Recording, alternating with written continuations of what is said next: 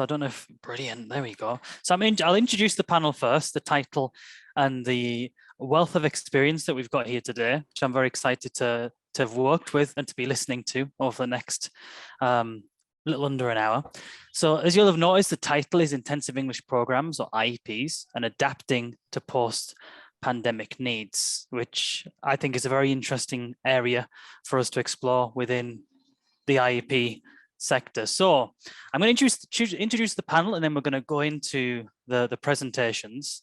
So first of all, and if you just want to give a wave when I introduce, that'd be quite cute to do, so that people can see you and see that you're not kind of an avatar or anything. So we've got Cheryl Delk-Le, who is the Executive Director of EnglishUSA.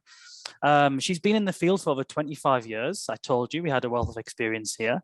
And before being the Executive Director of EnglishUSA, she was the IEP Director at Georgia State University. And before that, she was at Western Michigan University, so not too far from where our beloved Fernando and team are based. I'm based in Mexico, so not there on campus. Next, we have Maria Arruda. Give us a wave, Maria. There we go. Maria's been Managing Director of the CLAPP, which is a Center for English Language and Orientation Programs, since June of this year. And she served in a variety of professional capacities in TESOL and international education since 2006. Next, Megan Forbes. I'd like to introduce Megan. She started working at the University of Florida ELI as a graduate student in 1995 and became the director in 2004. That's incredible. The program was founded in 1954, and so they're approaching their 70th anniversary. So you'll have to invite us to the bash when there's a celebration of that. And last but not least, and the same can be said for this session. Okay, we're last, but we're going to go out in style. Is Cheryl Ernst. Cheryl is Executive Director and an avid Duck fan, which I'm delighted she shared with me, so I could leave it in her short bio, at the American English Institute at the University of Oregon. She's been there for 6 years, and she's president of UCIEP, which is the University and College Intensive English Programs. So without further ado, I'm going to share my screen and the presentation. Great. Thank you, Johnny. And thank you, Michigan Language Assessment. As Johnny said, my name is Cheryl Delk-Le, and as the Executive Director of EnglishUSA, I am responsible as a one-person show, but supported by a 12-person board in representing and supporting post-secondary English language programs in the U.S. So just a little bit about us. We have over 200 member programs in 45 states and DC, and these consist of many different types of programs. So in addition to university, community college, and college governed programs, we also have independent, proprietary, and multi-site programs. So it's quite a variety, and attracts the organization's members as a whole attract quite a variety of students as well. We as an association provide, at least this year, multiple virtual events. We just had one of our signature conferences last week, which is normally held in DC. And then we have a teacher, administrator, curriculum focused conference coming up in February.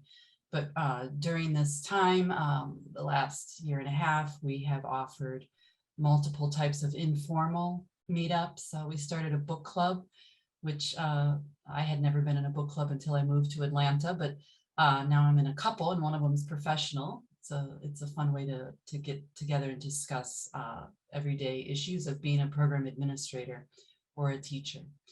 We advocate, and I'm going to get into that more later, for the industry, and we also collaborate with multiple strategic partners, one of whom I'm pointing out because it's a government partner, the U.S. Commercial Services Department of Commerce.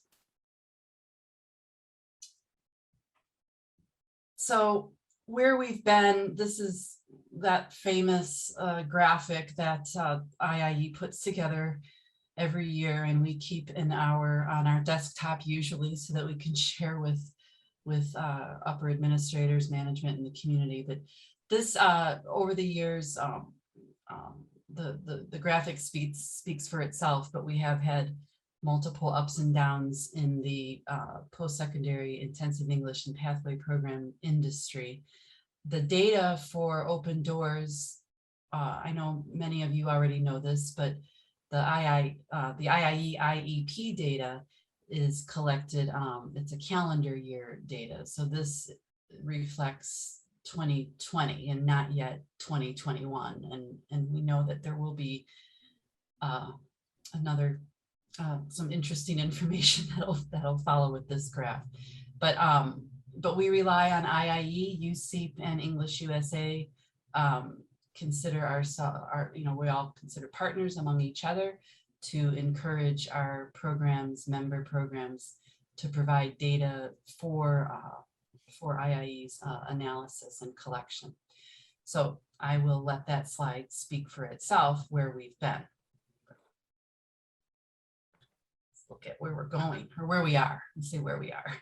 This again is from IIE. 90% of programs indicated that COVID-19 adversely impacted their program in 2020. This is not any sort of surprise. The two most common adverse impacts were budget cuts and layoffs and furloughs. Obviously, those two overlap. But additional challenges, the industry has been facing multiple challenges even prior to COVID. COVID obviously did not add to help the situation, but also the rhetoric in the media with previous administration, but geopolitical issues that come up. We often talk about a lack of a international strategy, which most other countries do have. So my counterparts in Canada, Australia, UK, etc., they are able to turn to a formal national strategy. But with the statement that came out from the Departments of Education and State at the end of July, we are hopeful that there may be movement toward a strategy for the entire country. But the markets have been shrinking in the US because of the in-country English language training that's available, much competition from the countries that I just mentioned, and affordability. A lot of the scholarship programs and personal resources have declined as well. So that's where we are. But now I get more optimistic. So there's some member data, and again, this is informal survey data, not at the scale of IIE, but our member programs, and I think 40% or so of our programs answered this survey, that their fall 2021 enrollments have indeed increased, which is good news. Other good news, interesting news, is that course delivery is, nearly 80% is in person, and that means something to all of us. But I'm going to also talk about that in just a little bit because I know, I believe Megan's program, she'll speak more to this, obviously, but I know that they've been in person since fall of 2020, so I'll bring that up, and she'll talk about that more. But other optimism, this speaks to what I was just talking about with Megan's programs. Compared to a lot of other destinations, US programs have been open, many in person, since fall 2020. There have been other countries where the English language program market, where they were not allowed to open in person and were not able to, or, for some reasons, to pivot to the online or hybrid. So this is good news. And the language and cultural immersion experience, study abroad in the US, is still highly desired.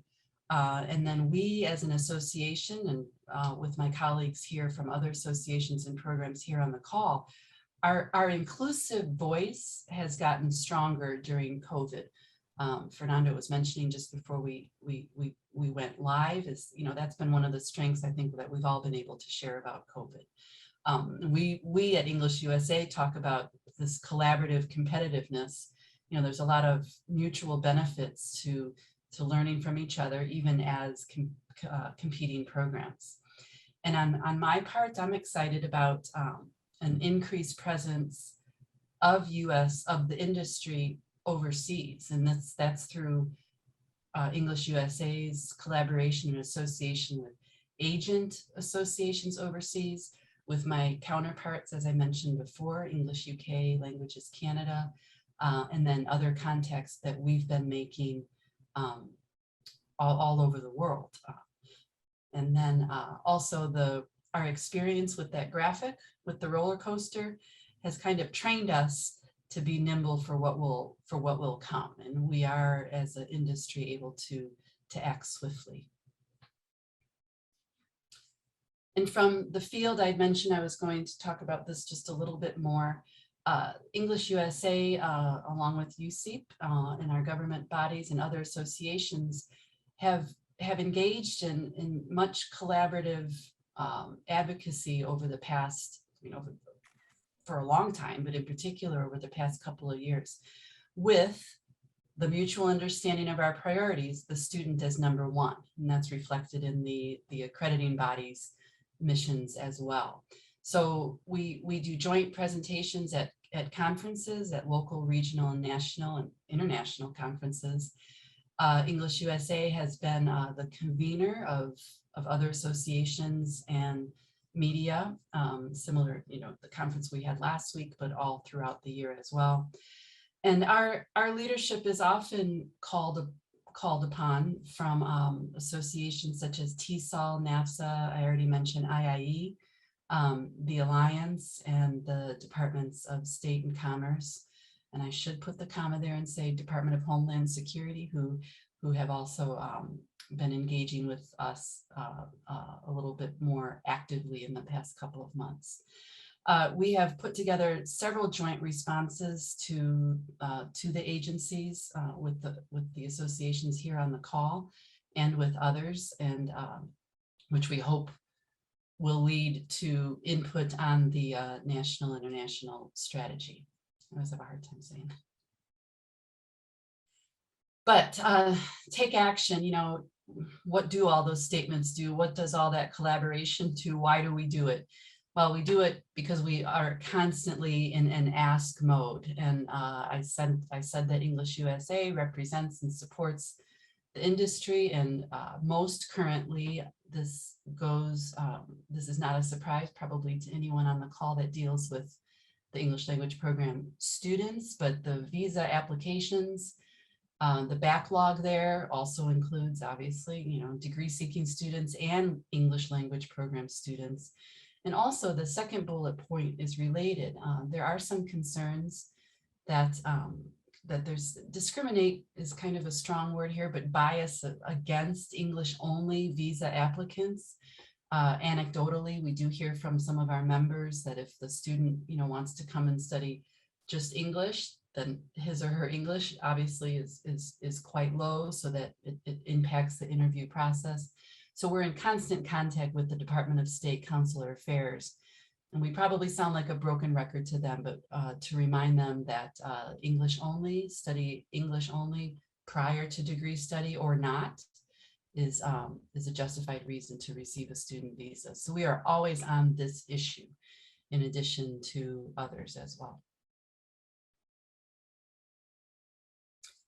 And then our presence, I've kind of mentioned some of these already. We connect with our accrediting bodies, ASSET and CEA. And of course, there's other programs that fall under the accreditation of the regional body. The joint statements I've mentioned, and we're looking forward, possibly, soon, we hope, to get back in and to do future trade missions with U.S. Commercial Services. And Megan on the call happened to be on that one to Brazil and Colombia a few years ago. So our representation, even if your program or a program that is not a member, we do represent the industry as a whole. But if you did want more information, let me know and I'll be happy to answer questions at the end.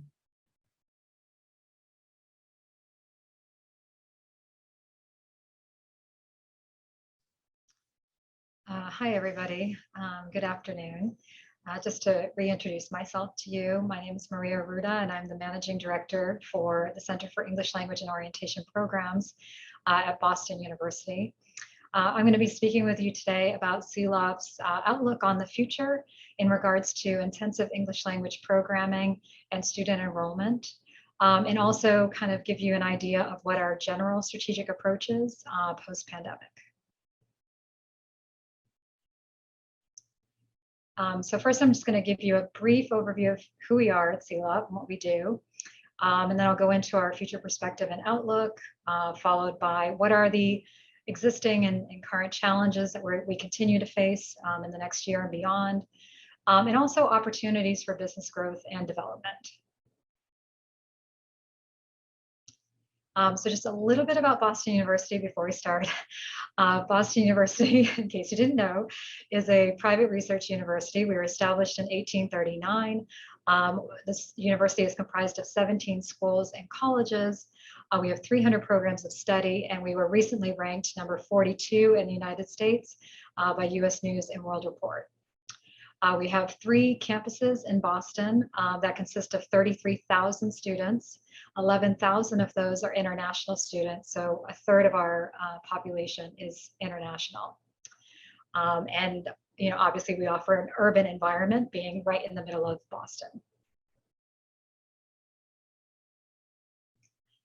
So a little bit about CLAPP. We were founded in 1975. We're a provider of English language and international student orientation programs under BU Global Programs.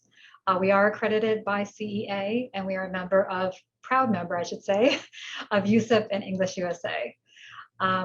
In addition to the general English that we also offer programs in English for academic purposes and English for specific purposes, notably law, pre-MBA, pre-MMH, entrepreneurship, STEM, health sciences, and also teacher training.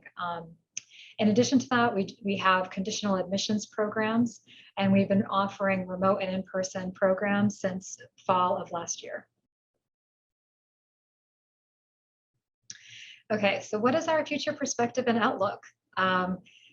To kind of reiterate, I think, what has come out of the recent EnglishUSA virtual conference, if some of you have attended that, I think you heard a lot about cautious optimism. So I'm going to use that term again. We are definitely cautiously optimistic about the next year and beyond. But that's an improvement, I would say, from about a year ago. And so why are we cautiously optimistic, and what is this based on? It's based on a number of different factors. First, we're seeing obviously a global increase in the number of vaccinations and availability of these vaccinations, which is making future travel easier for students. There's also been more of a reopening of US consulates across the globe. We've also at CLAPP noticed an increase in student enrollment between the fall and summer of last year to the fall and summer of this year. And in addition to that, we've also seen an uptick in requests from our foreign partners for face-to-face programs or customized programs for spring and summer of 2022. In addition to that, we're expecting some pent-up demand from countries like Japan, South Korea, and China, particularly for study abroad programs for those students who have not been able to participate in an in-person study abroad. We're thinking that there's going to be a number of requests probably sometime towards the fall of next year because a lot of students have not been able to travel.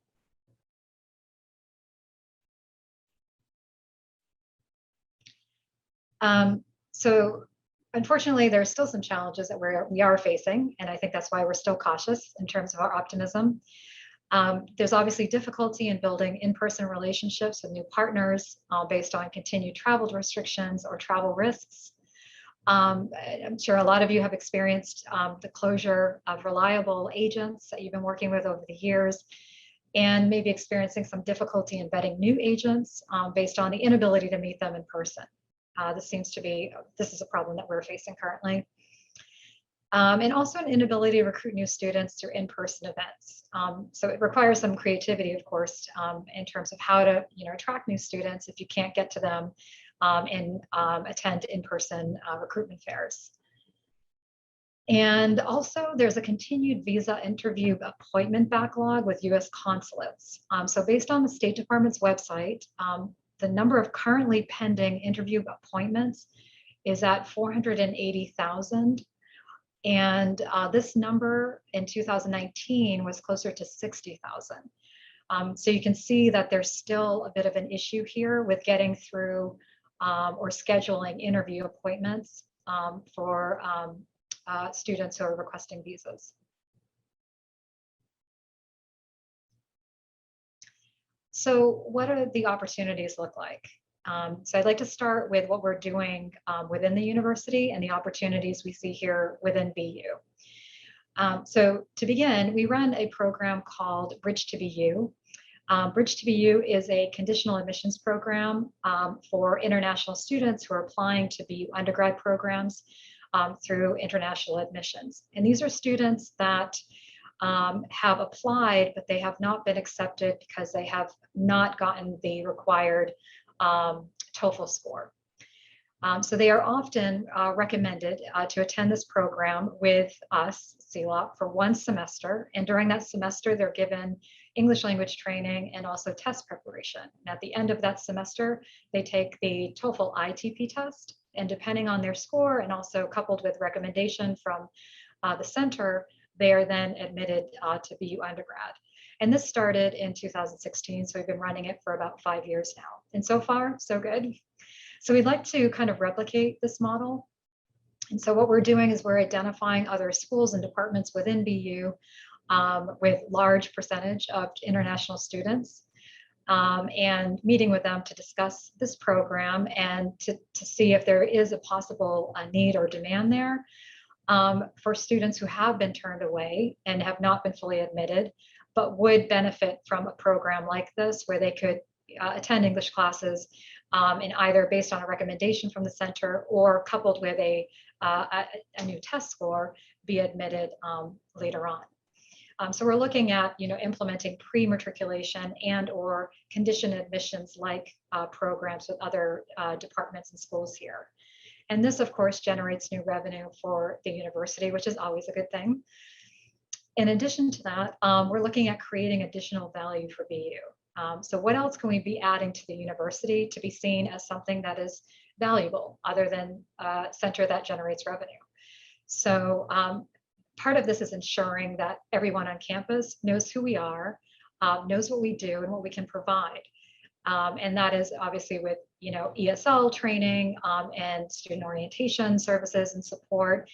And also, talking with them about, non-native speakers and what their particular or unique needs might be when teaching them and working with them. So we have been trying to, kind of generate awareness, I think, across the campus in terms of who we are and what we do and how we can support. And so that's another way we're looking at building new partnerships within BU.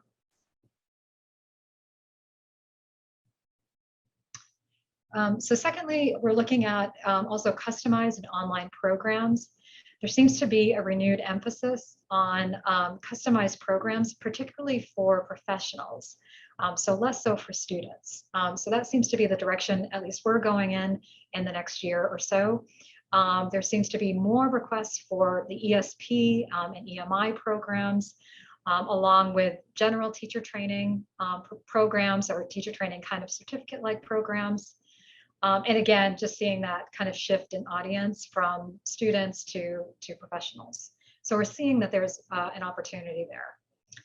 And then with online program, we'll definitely continue to run and offer remote programming.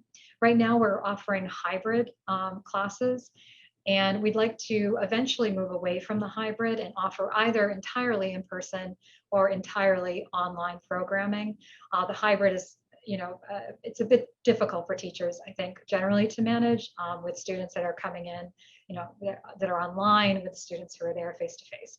So we'd like to offer both. And then with the online programming, tailor our marketing campaigns for those specific programs and identifying, the markets for them and in the countries and the demographic.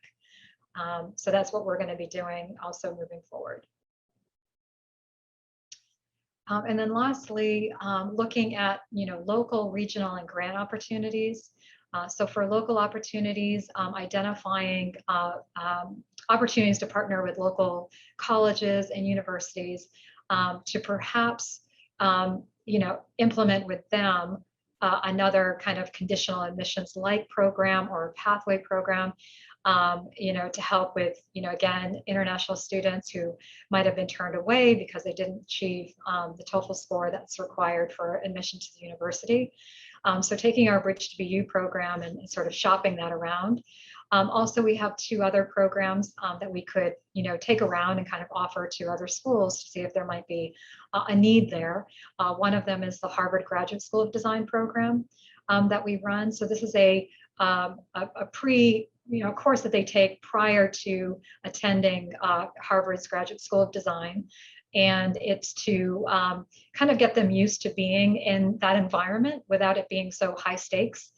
So they learn English. They're also exposed to kind of fundamentals of design. And so there's a partnership between the TESOL faculty and also the Graduate School of Design faculty. And they create this course where students feel they can build their confidence in order to succeed once they're in the graduate school. So it's been very successful so far. So we'd like to also take that around and kind of, see if there's an existing need. BU Law School, we also run a program with BU Law where students that have been accepted to the law school, but also feel that they would benefit from again, not so high risk kind of experience and an orientation to American law, but with TESOL, faculty supporting in their reading of texts, in their case presentations, et cetera. So this is something that we offer. We have students from other law programs also join just to build their confidence level in terms of the language requirement that's going to be there once they get into law school. So that's also been very popular for us. In terms of regional opportunities, this obviously it's very difficult to travel right now. There are a lot of risks with that. You could be overseas and then forced to quarantine for a period of time, and then everything's kind of delayed and pushed back. So we're generally avoiding overseas travel currently, and as a result, thinking about how we can build relationships with some of these foreign institutions here in the United States, and some of that can be done virtually. But we have we're fortunate enough to be living on the East Coast, close enough to Washington, D.C., where we can, go down there and kind of start developing more in-person relationships with some of the cultural missions of these foreign governments. And lastly, talking about grant opportunities. So identifying relevant grants with foreign institutions, NGOs, and U.S. government agencies. I come from an international development background.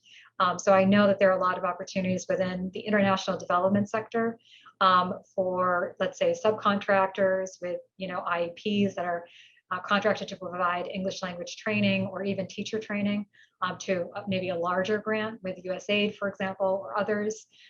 So this is something that we are actively looking into and trying to identify even development grants that we could be a part of. So those are just some other ideas in terms of the opportunities that we're pursuing and what we're seeing here. I hope that was helpful, and I will definitely be around to answer any questions you might have after the end of this presentation. Great, thanks, Maria. Good afternoon, everyone. Again, my name is Megan Forbes, and I am the director of the English Language Institute at the University of Florida. And I'm thinking of our theme for this session, adapting to post-pandemic needs, and trying to draw on what I might most be able to bring to the table. It's actually experienced managing growth, which might seem a little bit odd, but I'll explain that in a moment. And I do want to mention that although this session is on intensive English programs, I think some of what I speak about would be very applicable to other international student support units on campus right now, as we begin to see enrollment increase across campus, not just in intensive English programs. So managing growth, is this a little bit over optimistic? It might seem so at first, but just a reminder that growing from 15 students to 45 students is still 300% growth. And if you're, have a one-woman office at this point and you're teaching all the classes and running a program and suddenly you're adding someone, that's still something you need to think about. I also know, looking back on, my experience here at the University of Florida ELI, I would say our program was at its very weakest as far as serving students go when enrollment grew without plans in place. And I also know that we cannot afford a weak program in the near future. That's the last thing we can afford. So that brought me to the question, how can we best prepare for the best case scenario? We spent a year and a half preparing for the worst case scenario. This is the best case scenario. So this is just a quick snapshot of our enrollment at the UFELI in the fall semesters for the past 25 years. It's a little bit sloppy. It might include some special program students. It's not FTEs. But you can see over 25 years, there have been some moments where there's a lot of growth and a sudden decline in enrollment. And for anyone who's been in the field for a while, that's why we're called the canaries in the coal mine, and you know that. So just a quick talk through that graph there. So my first semester as an employee at the UFELI was in 1995 when we had 180 students. The next little fall semester I'm going to snapshot is fall 2003, where we're down to 83 students. And I was fortunate enough to still be one of the core faculty members after 9/11. And 2003 was really when we felt the true impact of all the changes after that. Fall 2004 was my first fall as a director. We had 111 students. Fall 2009, we thought we were back to normal with 170 students. And 2 years later, we had 379 students. Between 2004 when I became director and fall 2015, we had over 300% growth, which I had not prepared for. So when you're managing growth, you have to look at what you do have control over and what you don't have control over. For us at our program, we had minimal control over space and minimal control over a pool from which to draw new faculty and staff. So the situation might be different in your cases, but I'm not going to touch on that. Instead, I'd like to speak briefly about what we can control. And those three things that I really want to focus on are first, the administrative structure, position descriptions, roles, and responsibilities. Secondly, the importance of regularly scheduled program planning and review. And finally, and most importantly, I would say, new faculty training, supervised teaching, and a culture of inclusion. So the first point, administrative structure, position descriptions, roles, and responsibilities. Before I started to look back, and when I say we started to look back as a program on the sudden growth and how we failed to manage it very properly, we were creating new administrative roles and procedures on the fly. Too many students, unexpected enrollment, new special program, randomly create a position, randomly give release time, hope it comes out in the end. Knowing we never wanted to do that again, we tasked our PARC committee, and that would be our promotion awards, roles, responsibilities, and committees committee, and we do have one of those, with creating a table of roles and responsibilities. And this is what was key, including those we do not currently have. So we now have a table with every position we could possibly think we might need, how the call would go out for that position, who would be eligible to serve, would it be on release or special pay, would it count for merit? All of those things have already been thought out. So if we do grow, we know where to turn and nobody feels like we're making things up as we go. Also, regularly scheduled program planning and review, where our intensive English program is accredited by CEA, the Commission on English Language Program Accreditation, which requires regularly scheduled program development, planning, and review. And I'll admit, prior to the sudden growth, we were kind of using as a checkbox. We had to do this. After realizing how important it is to manage growth, we revised our PDPR table, so it's now a tool that actively serves the needs of the program. We rely on that constantly. You can actually see it posted on the wall behind me, and it forces us to stay on track despite the inevitable fires that pop up when you suddenly have more students than you did before. And finally, and I would say this is the most important lesson we learned, and I would like to share, is the importance of new faculty training, supervised teaching, and a culture of inclusion. And I call it, what we went through is the band of merry men syndrome. Although we're mainly women. After the great enrollment drops of 9/11, there were very few of us left who had kept the program running, and we felt like, Robin said, band of merry men. We had made it through the lean years. And once we started to have funds again, more students, we could bring on more benefited faculty. We could promise classes long-term for adjunct faculty. We had professional development funding, travel funding. We just assumed that all of these new faculty and staff would jump on board, feel welcomed, and charge with us off into the future without looking back. And what we learned was that's not the case. And that while the small core group of us was charging forward, we were leaving people behind who hadn't been through the lean years with us.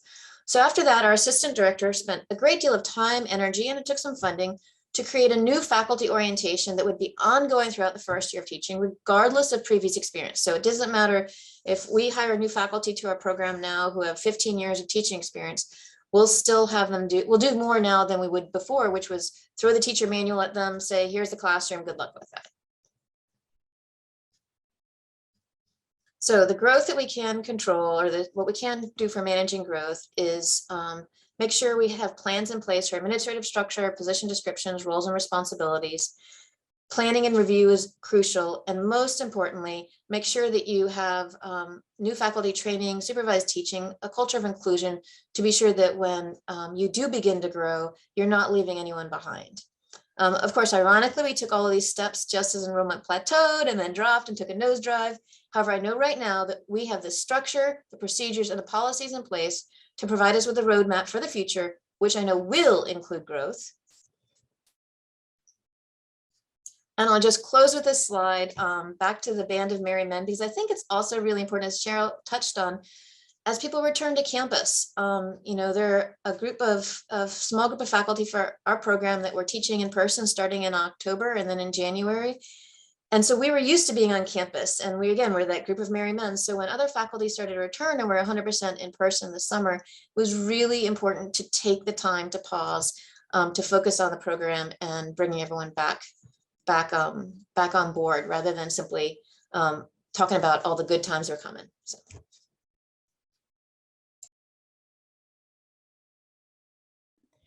Thank you very much, Megan. And I'd like to transition now, after hearing a lot from our wonderful colleagues about the challenges and the changes that English language programs have had to adapt to meet all of these changing needs of our field, not just our field, but also our partners, our campuses, and our stakeholders. And I love that Cheryl early on used the word roller coaster, because I think that is the best description for the changes that we always have to undergo. And I really appreciate the fact that she highlighted the fact that this really is a talent that we have learned over the years within our respective programs. And so I'd like to change to the next slide, please. I'd like to take just a moment to talk about the two programs that I'm going to represent today. The first is UCIEP, which is a consortium of university and college intensive English programs.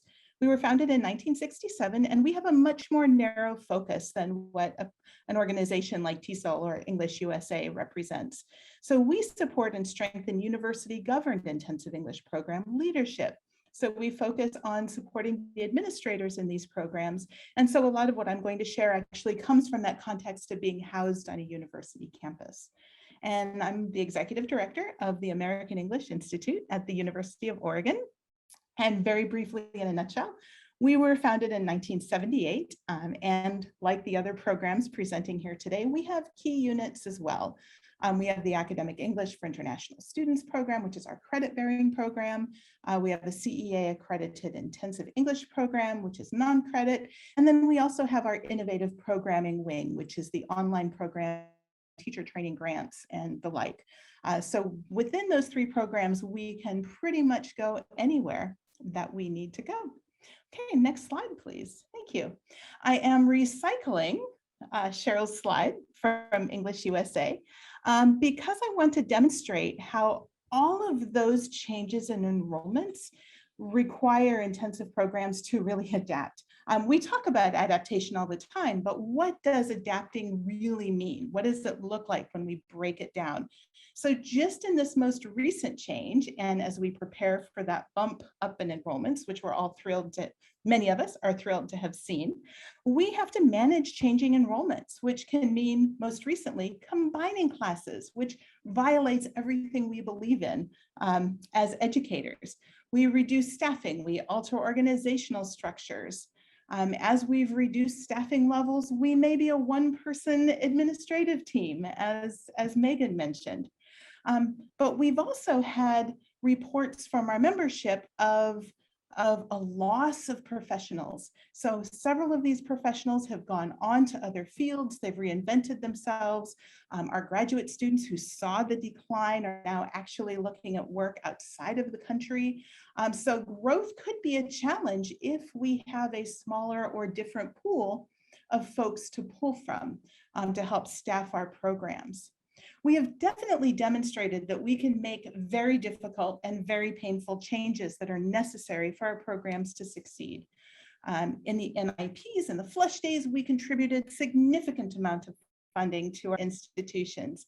And now with decreasing enrollments, we've had to adapt to that, and the expectations that we can still provide that may not be met. And so our host institutions hopefully will recognize that. And a flip side of this, I call it an accomplishment, for those changes that were appreciated by our upper administration, is that there's less funding for things like recruiting or marketing or conference attendance. And all of these, the loss of these activities can impact our enrollments in the long run. So we have to be really careful that our inability to promote our programs today, as well as we did in the past, doesn't become a repeating cycle of fewer students, which leads to a smaller budget and less recruiting, which then in turn leads to fewer students. So we have to find ways to protect ourselves from occurrences like this. We've balanced demographic shifts, whether it's in nationality or funding sources, as was mentioned earlier. We've modified our student services to meet our current student and market needs. Some have been eliminated, some have just been trimmed as best they could. And in a very joyous note, we have brought innovative and exciting technology to our in-person and remote classes. I want to point out that so many of my colleagues in the U of O and across UCIEP have commented that online language instruction can be done so much better than I thought. We have learned outstanding instructional techniques, innovative materials, and new tools that have helped our students further their language learning goals. We've used remote conversation partners, remote activities, remote homestays, and all of these have contributed to that pseudo immersion program that brought people together over the digital divide. And we've expanded these opportunities, not just for online classes, but also for our learning management systems. So we're not necessarily dependent as we were on published materials. Open educational resources have expanded their ESL offerings, and this makes our programs more available and accessible to people of all different abilities and to a wider audience geographically. Interestingly, a lot of our instructors in the AEI, and I've heard this from other programs too, were far more proficient at using online tools than their academic counterparts. And so several programs have noted that their faculty were the ones that were helped and were hired to help other instructors convert to online classes and help develop materials for students to adapt to this modality as well. And we're also continually planning for anticipated sustained growth or declines. Megan mentioned the canary in the coal mines. We certainly are that. And because many of our programs offer more terms per year and primary intakes than our academic counterparts, we have to adapt on a much shorter timeline. Where the U of O, for example, focuses on fall recruitment only, we focus on intake every single term that we offer. And that has helped us adapt to some of these changes because we can turn quickly. And after this pandemic, we have built new relationships in places that we didn't even know were possible. So each of these items here exemplifies Cheryl's claim that IEPs do have that extensive experience in managing these dramatic changes. And my wonderful colleagues here have demonstrated exactly how different programs have done that. Next slide, please. Okay, so I'd like, there should be one slide before this. No, okay, never mind. Oh, nope, okay, I'm missing a slide, but that's okay. I must have done something crazy. So globally, I do want to contextualize IEPs because sometimes I think that we are not always appreciated at the scope that we contribute to. So IEPs are truly fundamental to economic success, both in the US and abroad. And I cannot tell you the number of times I've heard people say, our field is just English. Won't even go down that path, but I'd like to provide some context for my claim that international education and English language programs specifically actually do contribute as a major economic driver. Several studies have demonstrated that higher levels of English language are associated with higher levels of income and with a better quality of life. And if we consider intensive English programs as a small sliver of the international education pie, maybe even just a crumble off to the side, our field is contributing to the 6th largest service export in the US. And that's because the federal government classifies international education as an export. And categorically, we're considered a service. And I think IEPs even more so. So our services feed our institutions by serving as a recruiting pipeline and also as relationship builders. Okay, next slide, please. So understanding the global context, and I did have a slide for local, so our contributions on campus in terms of internationalization efforts and partnership building and relationship building and providing a soft landing for our students once they come to campus. Those are all things that we contribute to in a local context. So understanding locally and globally how IEPs operate and the expertise that they bring to the table clearly frames why IEPs are a really valuable partner to anybody on campus. So to serve international students, we build relationships across campus, and we support the institutional mission of our universities, and we contribute to the internationalization efforts in all of these ways and so many more. And one of my favorite things about what we do is that we actually engage in soft diplomacy. Everything that we do builds bridges, builds relationships, whether it's between students in their campus, students in their host universities, their home institutions if they're on a study abroad, across the board, we are engaging in soft diplomacy every single day. Next slide, please. Okay. So as we look to the future, onward and upward, growth is definitely happening, and now we know how to manage that growth. We do have to be cognizant of what that growth means, and we also have to be aware of how the adaptations that we have made in the last several months, years, have impacted us, and how do we continue with the best of those changes? We don't have to go back to who we were. We get to reinvent ourselves and carry forward with the best that we have to offer. And finally, for those of you who are not in intensive English programs, who may be in admissions or global affairs or at upper administrative levels, please view your intensive English programs on campus as prospective partners. We can adapt to changes quickly. We cannot operate in a vacuum. We are 100% responsible. 100% dependent on the relationships that we build on and off campus. And so the more that we engage with our on-campus colleagues and our off-campus partners, the more successful that we will be. So thank you so much for your time, and I think we're all ready for your questions.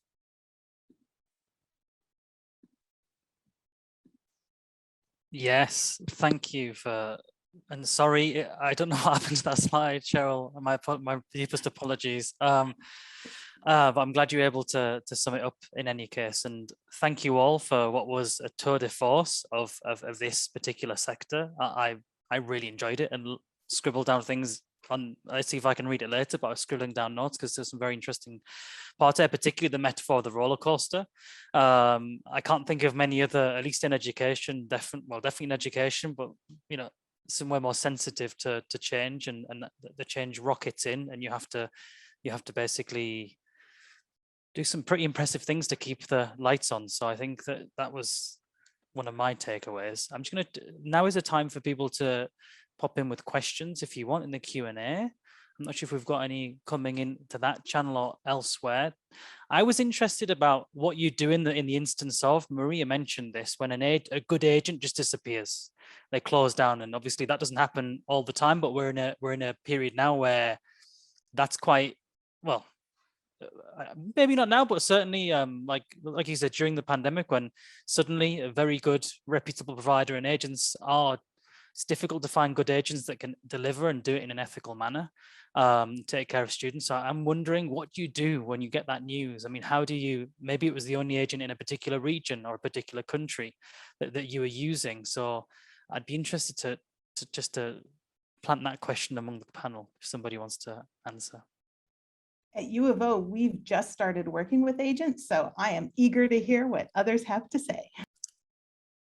From an association perspective, so not having the program perspective of an agent disappearing, but vetting agents and finding new agents, I guess, is the solution that we're talking about there. So, there are a lot of, there are several opportunities. AIRC, the American, I'm not going to get it right, the American International Recruitment Council, and also ICEF, two different bodies, but they have standards for certifying agents. And some would say, there are some institutions that work only with AIRC certified, ICEF certified agents.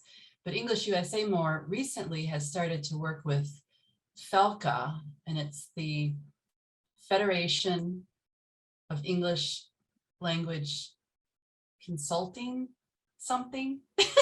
I'm forgetting. I'm going to put it in the chat. That's a long acronym though, yeah. So I think we can forgive you. So many acronyms. But this is a group, this is the Association of Associations. So they also meet some standards for various countries because, there are so many policies, et cetera, that vary among the countries. But for example, EnglishUSA is working with Colombia, it's called Annex, Belta for Brazil, and ARSA for Argentina. And it's a way for us to build those relationships to help our member programs then feel more comfortable. We're not necessarily endorsing any particular agency, but it takes a lot of homework. I know there's other people on the call that have worked with agents and have had sometimes a dedicated person to do so. But just to share some real honest advice that came from Brazil, I think, maybe from Argentina last week. He said that the US is a tough country to work with, agent wise, because of the contracts that we have and the agreements that we have. And so, the homework that you do and the relationships that you do form, you can't just send an agent an email tomorrow and say you want to work with them. So, start, look at those standards for ICEF and AIRC and also EnglishUSA, and connect with people that have used agents, people that are new, like, newish to agents, and those who have been using them for a long time. So you say a bit like future proofing, like Megan was talking about with this table. I imagine this grand table where you've got positions lined up. So I guess it's reflected a bit there, isn't it? So you've got your standards, you've got your protocols, you've got maybe a system you're going to push an agent through to check that they meet your criteria. And that was a very interesting concept, Megan, that kind of war room or invisible table of positions where it's like, we need people here, here, and here if A, B, and C happens. I thought that was very, very good. Can I just add one more resource, Johnny? Yeah. So US Commercial Services is another one to use for identifying reliable agents. But I think, Cheryl, your list was like very thorough and exhaustive, and I think very, very helpful. But US Commercial Services is also another one that you can use. And they work closely with ICEF and AIRC also. So it's all in the family there. And just, thinking about as we're going up the kind of curve of the roller coaster, and we're seeing like the demand come back and students coming back to on-campus programs. Is it reflective of the type of demographics you were seeing before, specifically your institution or on your campus? Are you seeing kind of new? We've seen over the last couple of days like new markets and things like that. I'm just wondering for the IEP segment, are new countries coming through, or countries coming through that have surprised you, student enrollments, or is it basically picking up where you left off like 18 months ago? That's to anybody who wants to chip in. I would say here at UF, as far as F1 students go, it's pretty much where we left off, and I think someone mentioned, I don't know if it was yesterday or at the EnglishUSA conference, about, the pent up demand that, don't get overly optimistic, because what we're seeing are students who've been planning this for 2 years and are finally able to come. And I think that's some of what we're seeing is those students that deferred and deferred and deferred, who normally would have been here anyways.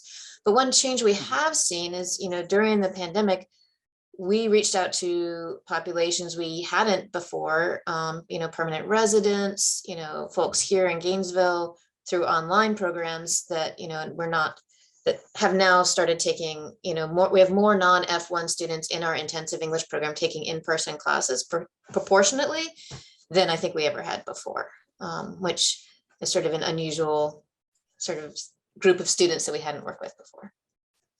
That's an interesting, evolution. Cheryl, did you on mic? Were you going to contribute? Sorry. No, just to follow up with Megan. Sorry. The other Cheryl. Cheryl. I saw Cheryl listed it up on the mic. Apologies. It's okay. Go on ahead, Cheryl. Just to follow up what Megan just said, we just did a webinar a couple of weeks ago, and it was our most highly attended webinar. And it was, I'm going to forget the first part. It was probably an acronym, but right in our backyard. So it's, it's working with your local communities, students and participants that are right in your backyard. So it's totally support what Megan says on a national level as well. That's very interesting. I'm not sure if Cheryl, Ernst, were you going to add a comment? I'd seen you unmiked, but maybe I'm just picking you. You hadn't intended to speak. No worries, nothing overly creative to add. So other questions? More time for that.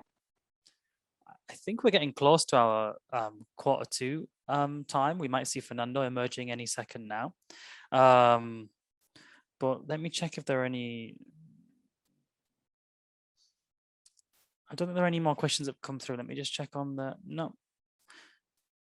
People are worn out by now, but there are lots of links in the chat.